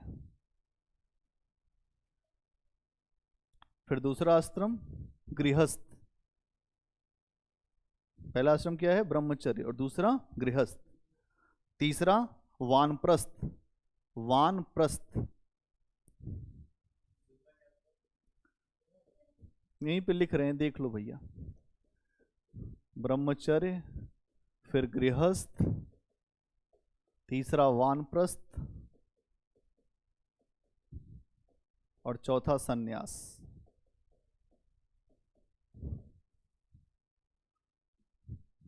तो आप देखेंगे कि 5 से लेकर या हम कह सकते हैं कि जब से आपका जन्म हुआ 5 से लेकर 25 वर्ष की अवस्था जो है वो ब्रह्मचर्य की अवस्था रखी गई कि इस समय जो विद्यार्थी है उसको अपने अध्ययन, अपने जो डेवलपमेंट के लिए उसको सोचना चाहिए। इस समय किसी भी अनर्गल कार्यों में नहीं फंसना चाहिए, ये ठीक बात बताए। लेकिन अभी आप देखेंगे समाज में इसी समय सभी काम होते हैं। जो 25 साल तक ही सब कुछ होते हैं, उसके बाद हर व्यक्ति अपने आप में संयमित हो जाता है। अगर इस समय जिसने अपने आप को थोड़ा कंट्रोल कर लिया तो जीवन में बहुत बड़े लक्ष्य हासिल जरूर कर लेता है। लेकिन इस समय अपने आप को रोकना मतलब ये मानो कि तूफान को बस में करना है। इस समय आप रोक नहीं पाते हैं, ये है समस्या। तो ब्रह्मचर्य आश्रम। फिर इन लोगों ने ये कहा कि हमें उसके बाद जाना चाहिए गृहस्थ आश्रम में, मतलब एक विवाह कर लो और विवाह करके अपने जीवन में चले जाओ। तो 25 से लेकर 50 तक रहो गृहस्थ में। फिर जो बच्चे बड़े हो जाएं थोड़े थोड़े, फिर आपकी अवस्था हो गई 50 की। फिर कहिए हम जाएंगे वन, इसको कहते हैं वानप्रस्थ का मतलब वन जाओ, और अपने जो सबसे बड़े पुत्र या पुत्री को अपने पूरे परिवार की जिम्मेदारी दे दो कि भैया आज से सारे बैंक खाते, ये एटीएम, ये चाबी, ये सब तुम्हारी, हम चले। तो वानप्रस्थ का मतलब ये है कि आप गए जंगल, आपने अपना त्याग वैराग्य शुरू किया और लगाव कम किया। ये स्ट्रक्चर भारत में है, पूरे यूरोप में नहीं है, अमेरिका में भी नहीं है। ये यहां का एक अद्भुत स्ट्रक्चर है। अगर आप इसको देखेंगे तो ये बहुत अच्छी बात है, खराब नहीं है, लेकिन इसको भी पालन करना आसान नहीं है। किसके लिए आप रुकेंगे ये भी जरूरी नहीं। आप इसके पहले ही सब कुछ चाहते हैं, तब समस्या खड़ी हो जाएगी। फिर आप जब यहां पर आए तो 50 से लेकर 75 तो आप रहेंगे वानप्रस्थ में, 50 से लेकर 75। और अगर उसके बाद आप जी गए, जैसे एक आर्य की आयु मानी गई है 100 वर्ष, अब तो लोगों की आयु लगभग जो है जो 70 साल और जो महिलाओं की है 75 साल। आमतौर पे महिलाएं ज्यादा जीती हैं पुरुषों से, ये नियम है। ऐसा क्यों है? शक्ति का जो स्रोत है वो है महिलाएं।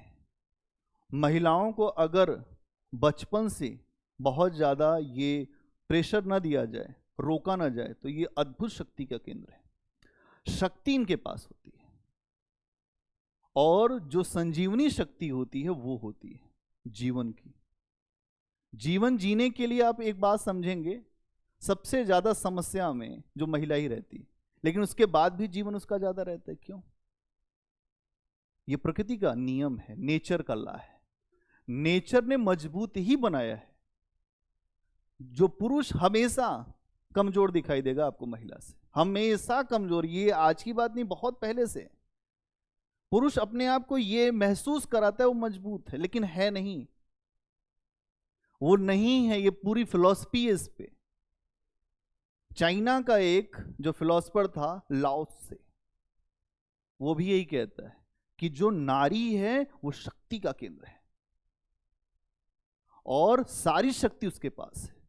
हम सब यहां पर बैठे हैं, हम सब एक जो महिला से ही जन्म लेते हैं, ये है उसका सिद्धांत। वो कहता है कि ये सारी जो प्रकृति है वो मां है, और वैसे ही एक महिला भी मां है। तो यहां नेचर ने उनको मजबूत बनाया है, इसीलिए उनकी आयु भी ज्यादा होती है।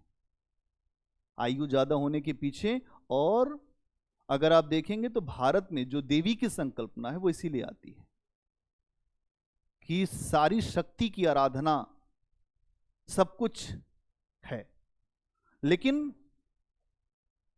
उसके लिए संयम चाहिए, उसके लिए ठहराव चाहिए।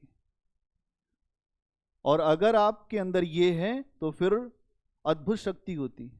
आप देखिए जो महिलाएं बहुत जो संयमित है, स्ट्रांग है, वो बहुत बेहतर काम करती हैं, उनको फिर कोई नहीं डरा पाता। और जो हल्के टाइप की हैं वो हर जगह डरती हैं। भाई हल्का भारी या तो पुरुष है या तो महिला भी होती है। जो मेरी बात समझने का प्रयास करना, मेरा यहां पे ये नहीं है, लेकिन दोनों ही पक्ष हल्के। तो फिर कोई मतलब नहीं। अगर आपके अंदर ठहराव है, आपके अंदर जो संयम है खुद को लेकर, फिर आपके से तो बड़ा कोई है ही नहीं। फिर आप एक बात बोलेंगे तो हर बार आपकी बात हमेशा सामने आएगी। पूरी दुनिया के जितने धर्म हैं उन्होंने ईश्वर को एक पुरुष के रूप में देखा, लेकिन भारत का एक ऐसा धर्म है जिसने ईश्वर को महिला के रूप में भी देखा है। अर्धनारीश्वर की यहां संकल्पना है। ईश्वर आधा पुरुष है और आधा महिला है। बताइए, शिव अद्भुत है कि नहीं है? शिव अद्भुत है। जो शक्ति है वो है पार्वती। तो अर्धनारीश्वर की संकल्पना इस बात को दिखाती है कि ईश्वर जो है उसका एक रूप नहीं है, वो पुरुष में नहीं है केवल, वो महिला में भी है। चाहे भगवत गीता पढ़ लो, हर जगह पढ़ लो, वहां पे आपको मिलेगा कि चाहे स्त्री हो या पुरुष हो, हर व्यक्ति मुझे प्राप्त कर सकता है, लेकिन अंतःकरण की शुद्धता चाहिए। और अंतःकरण की शुद्धता हर व्यक्ति में बहुत होती नहीं है।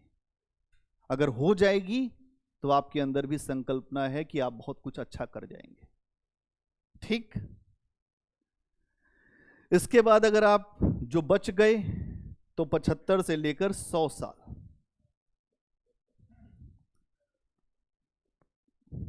आपका जीवन ऐसे ही चलेगा, न किसी से लेना न किसी को देना। हमें कुछ नहीं चाहिए, सब कुछ दे दिया। तेरा तुझको सौंपता क्या लागे है मेरा। सबके लिए। बताइए, आर्यों ने अपने लिए जो रखा था, अगर आपको समझ में, हाँ सबके लिए रखा गया है। अगर यहाँ पे जो गृहस्थ आश्रम में जो आमतौर पर ये जो व्यवस्था होगी वो पुरुषों के लिए होगी, ध्यान रखना, क्योंकि ये सोसाइटी पैट्रियार्टिक है। बस जंगल में रहते हैं, जो मिल जाए जंगल में वही खाओ, कंदमूल, बेल, जामुन, बेर। नहीं, पका हुआ क्या करोगे खा के? भगवान राम ने क्या खाया था पका हुआ खाना? ये तो सब तो खा के जीते थे, सब फलाहारी पे ही रहते थे। सीता जी भी फलाहार कर दी थी, और उसी फलाहार के चक्कर में एक बार वो आगे बढ़ गई, तो उन्होंने कहा कि आज मैं मांसाहार करूंगी, तो हिरण को पकड़ने के लिए बोल दिया वहीं पे। अरे भाई, वो जो भी आया था आकर्षण तो था ना, हिरण के लिए आकर्षण हुआ कि नहीं हुआ? आकर्षण न होता तो जो सीता हरण भी ना होता। भगवान राम के रहते जो रावण की इतनी हिम्मत नहीं थी कि वो उनकी पत्नी का हरण कर लेता है। आपको एक बात समझना पड़ेगा कि इतने वीर थे राम। हाँ, किसमें? हाँ, उनके प्रयास से, जो सीता जी के प्रयास से, खूब दबाव में उन्होंने खूब दबा दिया कि ये बहुत अच्छा है, सोने की तरह दिखता है, इसको ले आओगे तो मैं बहुत अच्छे तरीके से, जो इसका वो रहेगी छाल, उस पर आप जो बैठना ध्यान करना कितना अच्छा लगेगा। उन्होंने कहा देख ये तो माया का है। तो सीता ने कहा ना, मुझे चाहिए। और जो महिलाओं का हट होता है, चाहिए तो चाहिए, उसमें हाँ ना नहीं। फिर हट में जो है, फिर उसके बाद मैंने ये बात इसके पहले ही बताई थी कि लक्ष्मण को कहा कि तुम यहीं रहना, जाना मत। और लक्ष्मण इतने आज्ञाकारी थे कि उन्होंने कहा नहीं जाऊंगा। लेकिन ऐसा सीता ने बोला, ऐसा सीता ने बोला कि जो बात नहीं बोलनी चाहिए। उन्होंने कहा कि तुम यही चाहते हो कि राम को कुछ हो जाए, तुम मेरे साथ रहो। तब जाना पड़ा लक्ष्मण को। तब लक्ष्मण गए और उसके बाद सीता का हरण हुआ। लेकिन उसके बाद भी लक्ष्मण जाते जाते एक लक्ष्मण रेखा खींच गए कि इस रेखा से बाहर मत जाना, अगर आप अपनी मर्यादा चाहती हो तो। लेकिन सीता ने सारी मर्यादाओं का उल्लंघन, इसी बात को कहते हैं कि हर जो महिला की एक अपनी मर्यादा है, अपनी मर्यादा का जो उल्लंघन करेगा उसके सामने कुछ नहीं बचेगा फिर आगे। और जब उल्लंघन वो कर जाएगा तो फिर वही होता है हरण, फिर समस्या खड़ी होती। फिर लोग राम को बुलाते हैं कि राम आए, राम आए, राम आए। तो राम खुद फंसे थे जंगल में, तो कहां से आएंगे? नहीं समझ पाई? समझ गई बात ना? अगला पॉइंट बनाओ। उत्तर वैदिक कालीन राजनीतिक जीवन। बहुत आनंद में आप लोग रहते हैं। ये सारी बातें इसलिए बताते हैं कि थोड़ी सी समझ बने। आनंद से ज्यादा जो है आपकी जो अच्छी समझ के लिए बताते हैं। हर व्यक्ति अपनी अपनी मर्यादा में जरूर रहे। उत्तर वैदिक कालीन राजनीतिक जीवन, जो लेटर वैदिक पॉलिटिकल सिस्टम।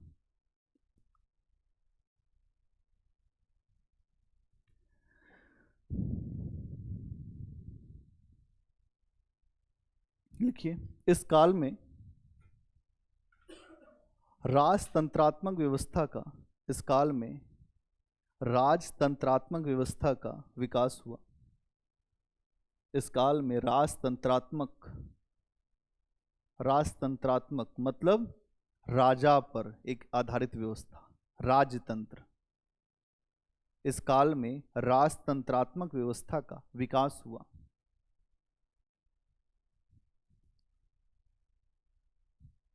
राजतंत्रात्मक व्यवस्था का जो विकास हुआ। आगे लिखिए, राजा तथा जनता के बीच दूरियां बढ़ने लगी। राजा तथा जनता के बीच दूरियां बढ़ने लगी। इसका मतलब क्या हुआ? जब व्यक्ति थोड़ा सा जब बड़ा हो जाता है, जैसे आप में से कोई आईएएस हो जाएगा तो अपने आप को थोड़ा सा अलग करके दिखाएगा, फोन ऑन करना कम कर देगा, अपने मास्टर को कहेगा कि अब आईएएस हो गए, अब सर आपकी कोई ज़रूरत है नहीं, बहुत अब हो गया। फिर अपना जो पोजीशन बनाना भी शुरू कर देता है, और अपने मास्टर से मिलने आएगा तो अपने जो चंगू मंगू को भी लेके आएगा, 2-3 जो गाड़ियाँ उड़ियाँ भी लेकर आएगा। हाँ, कि मतलब थोड़ा आप ये समझो कि देखो मैं क्या हूँ, ये होता है। और इस समय अगर आप देखेंगे तो इसके पहले जो पूर्व वैदिक काल में क्या था कि जो कबीले का सरदार था वो उसी में से निकला था, अपने ही लोगों में से, आप लोगों में से कोई निकला, और उसको आप लोगों ने ही ये कहा कि आज से तुम हमारे अध्यक्ष रहोगे, सरदार रहोगे। लेकिन अब उसने कहा कि अब हम अनुवांशिक है, हमारा हम आगे हमारा जो बेटा भी बनेगा अध्यक्ष। और अब ऐसा है कि तुम हमसे मिलने मत आया करो, बार बार आ जाते हो मुंह उठा के, मिलने मत आओ।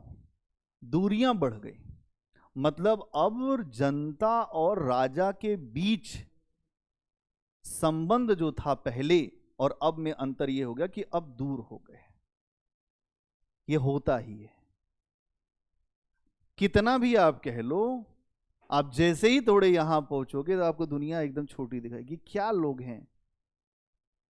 अमेरिका से एक व्यक्ति आया, हमारा मित्र है, यार इंडिया तो बहुत पुअर है यार, यहाँ तो कुछ है ही नहीं। वो है खुद इंडिया का।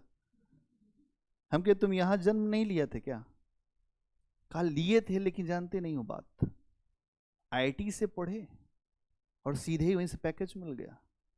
हम कहे ऐसा है, ये सारा दर्शन और कहीं बताना, हमसे इतिहास पढ़ो, तुमको इतिहास बताते हैं। आज तुम जिस देश को बुरा कह रहे हो उस देश ने ही तुमको बनाया है। आईआईटी इसी देश का है। जो सब्सिडी मिलती है उस देश की सरकार देती है, तब आप पढ़ते हो। उसके बाद आप जाके वहां पे ये बताते हो भारत में कोई आविष्कार नहीं हुआ, भारत बहुत पिछड़ा देश है। ये तो यूरोप की मानसिकता तुम बोल रहे हो। तो यूरोपी हो तुम, फिर वहीं रहो। तो ऐसे भी कुछ लोग हैं। तो आपको समझना पड़ेगा कि यहां पर अब धीरे धीरे राजा और आम जनता के बीच दूरियां बढ़ गई, क्योंकि जो व्यक्ति पहले राजा नहीं था, आम जनता ही था, अब उसको थोड़ा पद बड़ा मिल गया है, वो ऊंची कुर्सी पर बैठता है। मतलब अब आ गए हम लोग आगे, इसके आगे अभी मतलब ये हो गया कि उसने अपनी दूरियां बढ़ा ली। आ सकते हैं आप, लेकिन थोड़ा सा जो रोक टोक हो गई। आगे चल के कहेगा कि भाई अब एकदम मिलना बंद, आप नहीं मिल सकते। ठीक है, आगे लिखो। राजा की हैसियत इसी में ही राजा की हैसियत पहले की तुलना में बदलने लगी। राजा की हैसियत पहले की तुलना में बदलने लगी।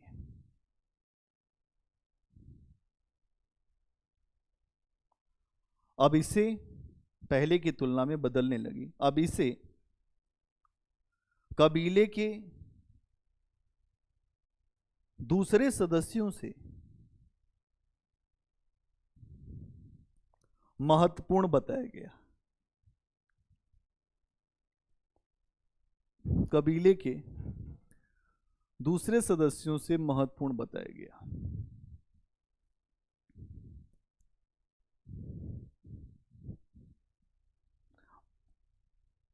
एवं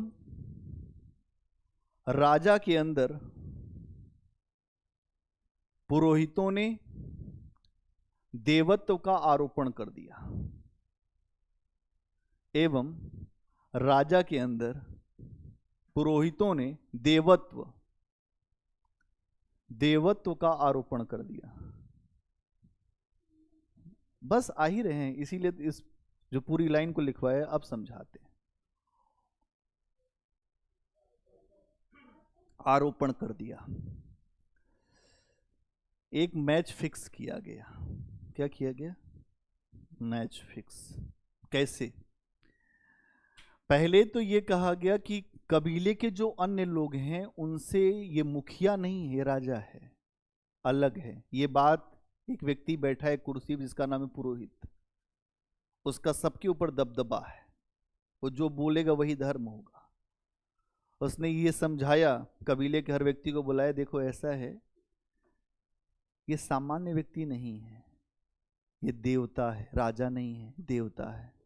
तुम सामान्य लोग हो, ये देवता है, और देवता का इंसानों के साथ संबंध नहीं होता है, देवता की सेवा की जाती है, तुम सब सेवक हो।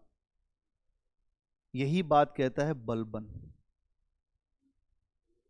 यही बात कहता है बलबन। मध्यकाल में जो दिल्ली सल्तनत का एक सुल्तान था बलबन, हाँ, जो इसी बात को कहता है कि सुल्तान का कोई संबंध ही नहीं। अपने पुत्र को भी कहता है, उसके पुत्र का नाम है बुगरा खान, कहता है बुगरा खान तुमको समझ में नहीं आता, अगर बदतमीजी करोगे यहीं टांग दूंगा तुम्हें, मेरा कोई संबंधी नहीं। वो अपनी पत्नी से भी कहता था कि राजा का कोई संबंधी नहीं, सुल्तान का कोई संबंधी है ही नहीं, मैं जिल्ले इलाही हूं।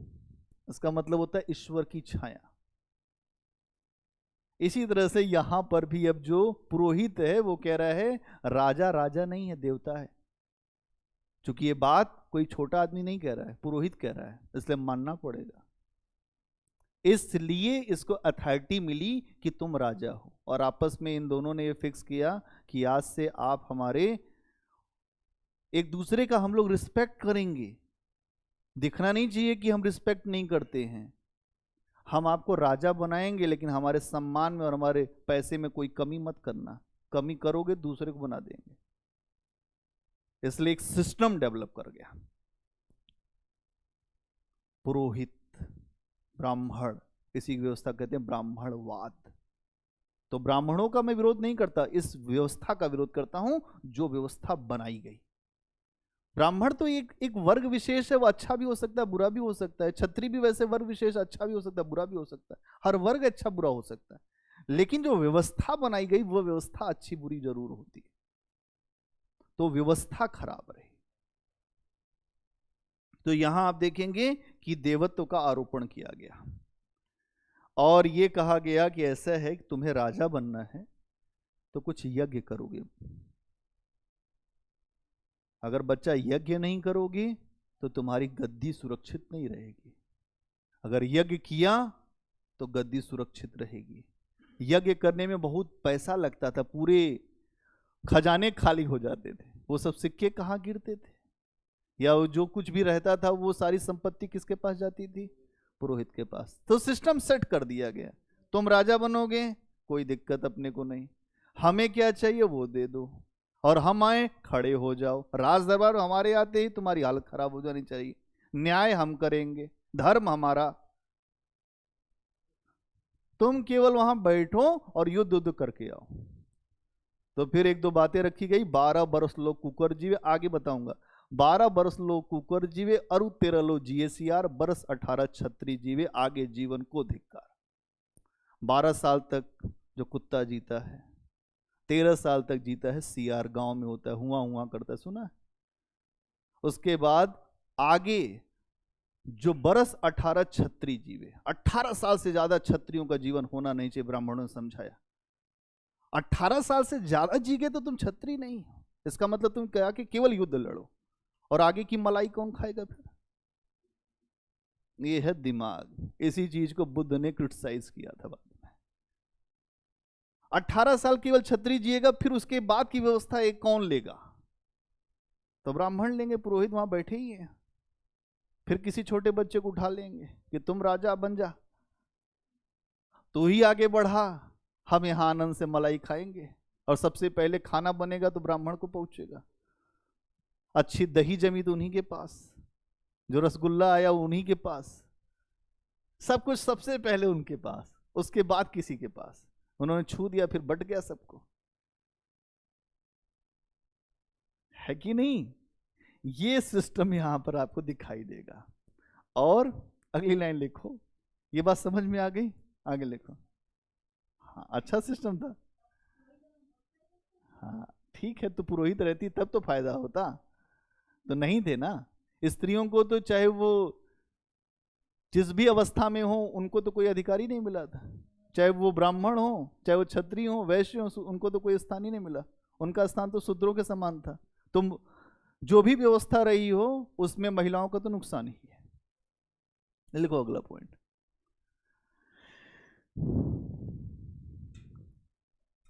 इसके लिए कई प्रकार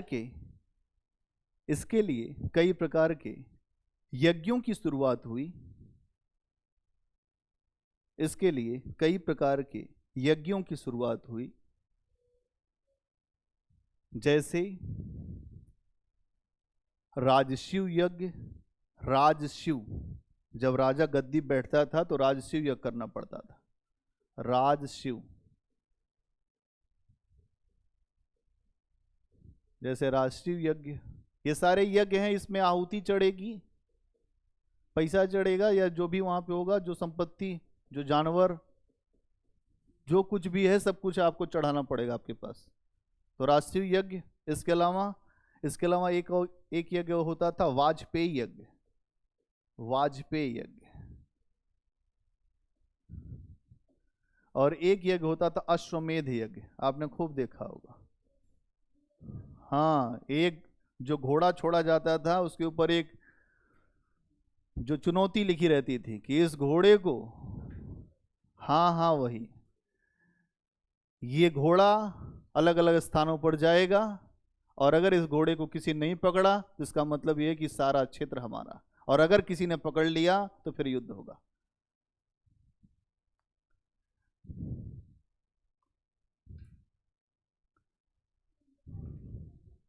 जो वाजपेयी यज्ञ, इसमें भी एक खास तरीके का यज्ञ होता था कि जो राजा बैठता था, उसकी पत्नी बैठती थी, जो राज महिषी, फिर वो सब बैठ के अपना वहाँ पे दान पुण्य करते थे। फिर सारी व्यवस्थाएं वहाँ पे, कुछ जो मंत्र का उच्चारण होता था कि आज से आप देवता हुए, आज से आप इंसान से देवता की यात्रा पर आ गए। तो पुरोहितों के पास एक जो मशीन होती थी, उस मशीन से वो इंसान को देवता बना देते थे अपने मंत्रों से। होता कुछ नहीं था, लेकिन ये महसूस हो जाता आज से तुम देवता हो।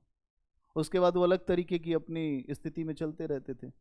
फिर वो घूमते रहते थे कि आज से मैं देवता हूँ, देवता हूँ। लेकिन ऊपर वाला जो बैठा है वो कहता था यार तुम कितने बड़े मूर्ख हो, तुमको कुछ पता ही नहीं। वंशिका, आ रही बात समझ में? तो यहां पर ये चीज दिखती है कि हमें किस तरीके से देखना है। और क्या है, अगर आप देखेंगे तो हमें अलग अलग क्षेत्रों के लिए अलग अलग राजाओं का भी उल्लेख मिलता है यहां इसी काल में। अगला पॉइंट बनाओ। इस समय अलग अलग क्षेत्रों के लिए, इस समय अलग अलग क्षेत्रों के लिए अलग अलग राजाओं का उल्लेख मिलता है। इस समय अलग अलग क्षेत्रों के लिए अलग अलग राजाओं का उल्लेख मिलता है।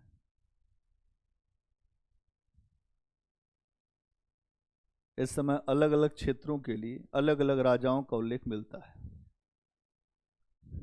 एक ऐसे ही बना लो ग्राफ, उत्तर, दक्षिण, पश्चिम, पूरब।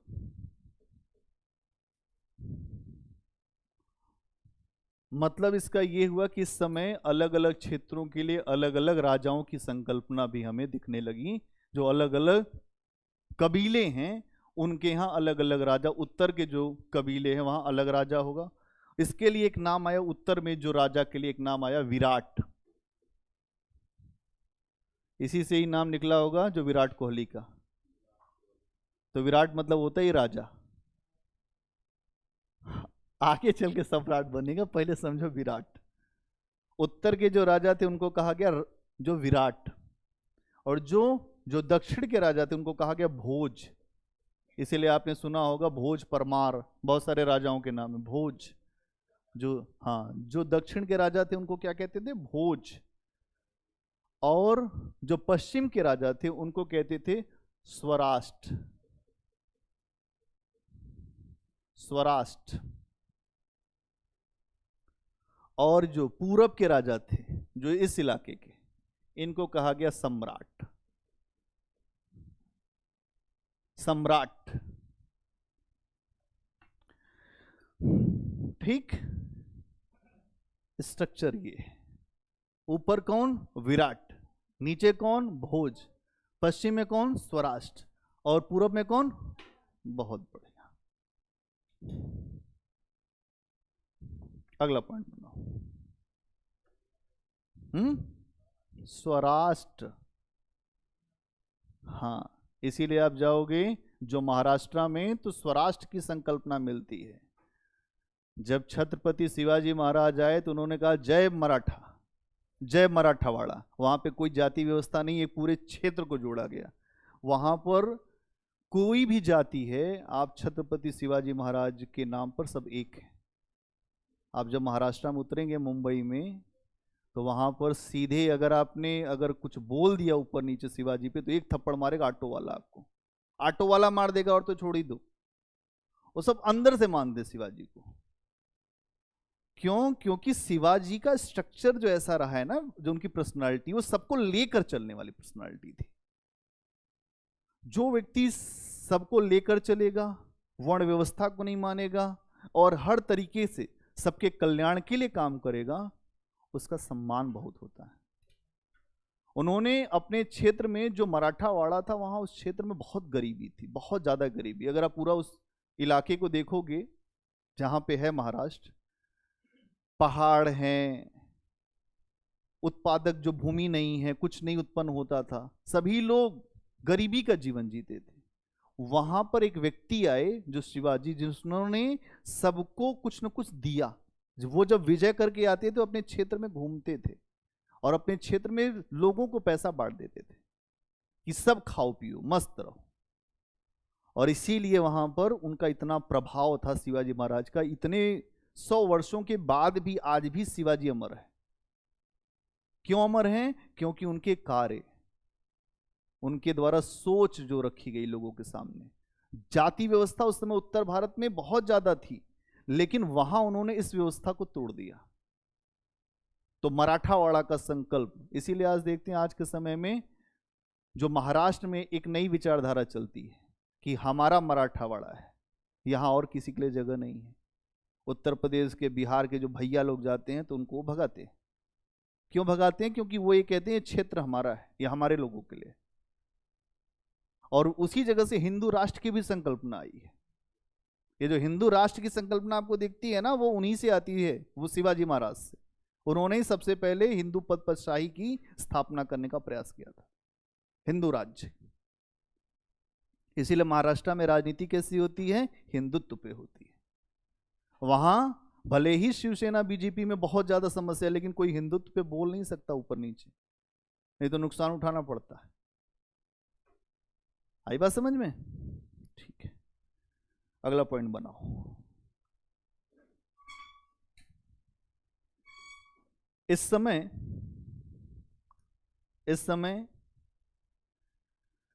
हमें नौकरशाही व्यवस्था, इस समय हमें नौकरशाही व्यवस्था की नींव पड़ते हुए इस समय हमें नौकरशाही व्यवस्था की नींव पड़ते हुए दिखाई देती है, क्योंकि कुछ अधिकारियों की सूचना मिलती है। एक अधिकारी का नाम है संग्रहित और एक का नाम है भागदूत।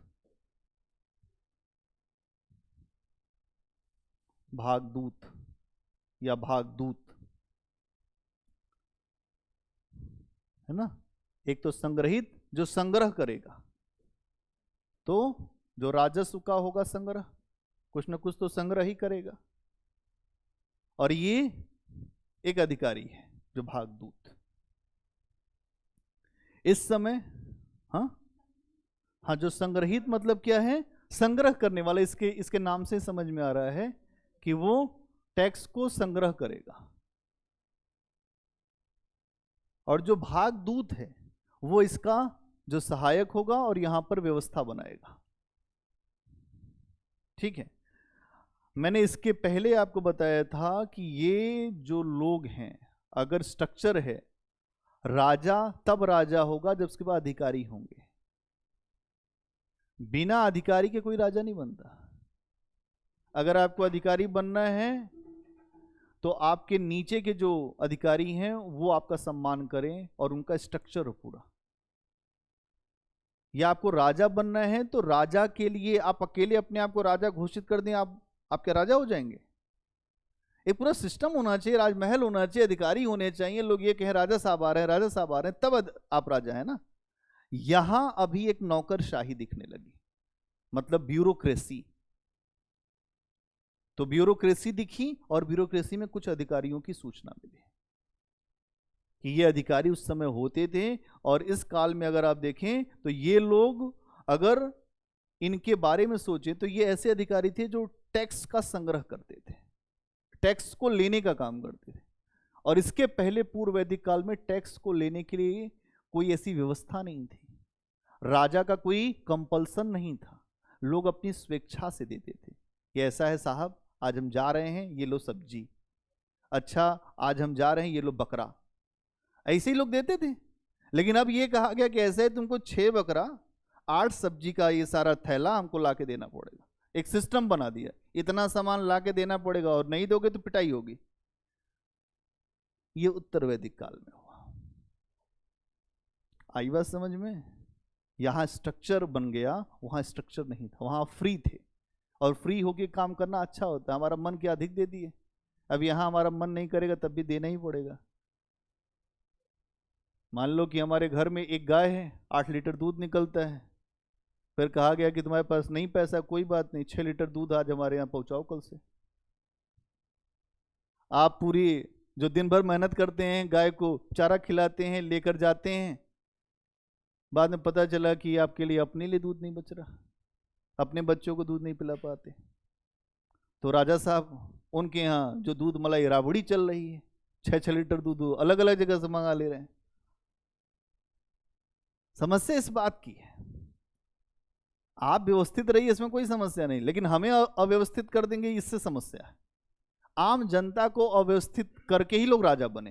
ध्यान रखना, कोई राजा देख के आपको बहुत अच्छा नहीं लगना चाहिए। राजा भी कोई बना है तो आपका ही शोषण करके बना है, वो कहीं ऊपर से संपत्ति लेकर नहीं आया था और बाद में राजा बन गया और आप ही का शोषण किया। अंग्रेज भी ऐसे ही राजा बने थे, अंग्रेजों पे आएंगे तो चर्चा होगी। ठीक है,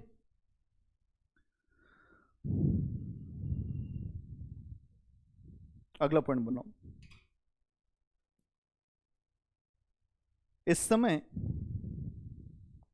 एक बड़ा बदलाव यह दिखाई देता है, इस समय एक बड़ा बदलाव यह दिखाई देता है, जहां पहले, इस समय एक बड़ा बदलाव यह दिखाई देता है, जहां पहले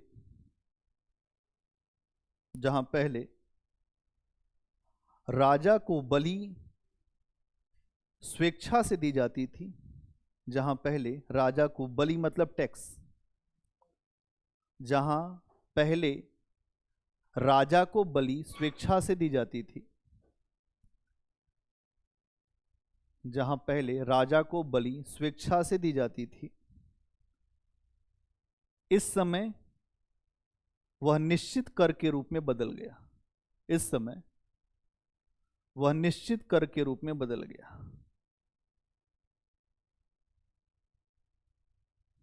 परंतु अभी भी राजा के पास कोई निश्चित सेना नहीं है।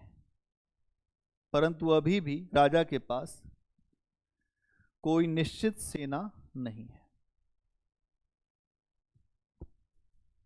कोई निश्चित सेना नहीं है।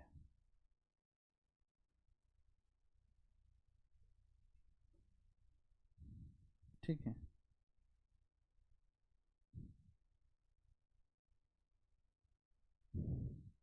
एक प्रश्न लिखो, अभी लिखना भी है तुम्हें। तुरंत। पूर्व वैदिक काल की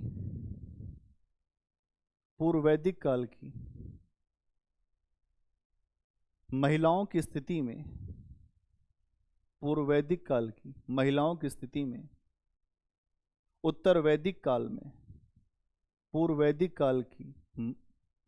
काल की महिलाओं की स्थिति उत्तर वैदिक काल में कितनी परिवर्तित होती हुई हमें दिखाई देती है? कितनी परिवर्तित होती हुई हमें दिखाई देती है? स्पष्ट कीजिए।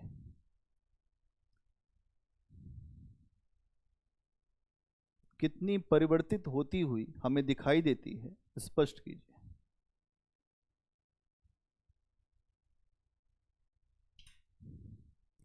प्रश्न सबको समझ में आ गया?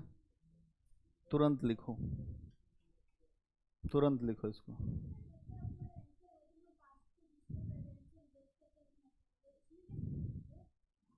पहले इसमें यह है कि पहले जो पूर्व वैदिक और उत्तर वैदिक, हर प्रश्न में ऐसा नहीं करेंगे, जैसे प्रश्न की डिमांड होगी तब वहां करेंगे। अभी पहले यहां पर, और आज से भी जोड़ सकते हो कि उत्तर वैदिक काल में जो बदला हुआ, आज भी अगर हम महिलाओं की स्थिति देखें तो इस तरीके की हमें जो स्थितियां हमें दिखती हैं अलग अलग हिस्सों में, थोड़ा सा जोड़ दे एक लाइन में, बहुत ज़्यादा स्कोप नहीं है तब भी जोड़ सकते हो। ठीक, तब लिखो एक। हाँ, इंग्लिश में लिखो, हिंदी में लिखो, भाषा तो एक केवल माध्यम है, हिंदी हो अंग्रेजी, भाव आना चाहिए। चलो ठीक है।